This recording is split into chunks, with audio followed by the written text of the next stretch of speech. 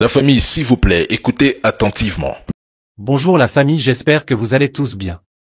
Si vous êtes nouveau, n'oubliez pas de vous abonner à la chaîne et activer la cloche des notifications. Merci.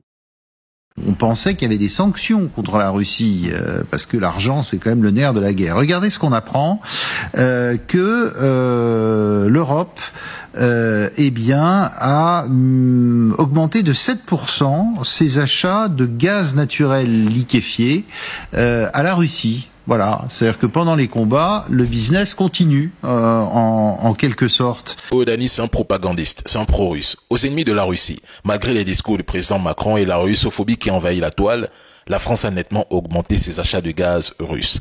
De janvier à juillet, Paris a doublé ses importations atteignant environ 4,4 milliards de mètres cubes de GNL russe, soit 2,4 milliards de plus qu'au premier semestre 2023.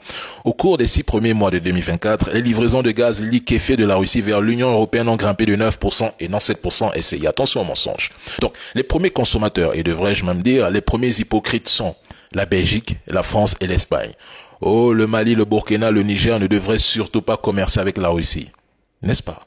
La Russie serait un colonisateur, le mal absolu, prêt à coloniser l'Afrique et à tuer des Africains. Pourtant, cette même Russie alimente en énergie et en millions de tonnes de céréales et oléagineux les pays de l'Union européenne.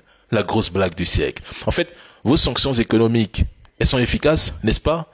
La Russie va s'effondrer, selon Bruno Le Maire, alors qu'en réalité, ils triplent directement leurs importations. Ils n'ont même pas peur de dire que la Russie est un pays pauvre, alors qu'elle est le plus riche d'Europe en termes de ressources naturelles. Elle possède presque toutes les ressources du continent africain.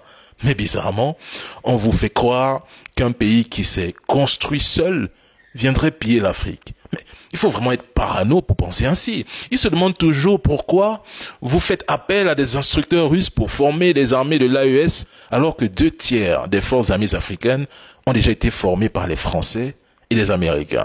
Ah oui, sûrement les journalistes d'ACI sont devenus pro-russes parce que lorsque je le disais pratiquement il y a 6 mois, voire 1 an, on disait que je fais de la propagande, je raconte des conneries, il y a rupture de contrat, la réalité vous rattrapera. Et je vous dis, à la fin de cette guerre, vous allez tout autant nous donner raison. Je suis lent et patient. Si vous avez trouvé cette vidéo informative, n'oubliez pas d'aimer, de commenter et de partager pour que d'autres puissent également rester au courant.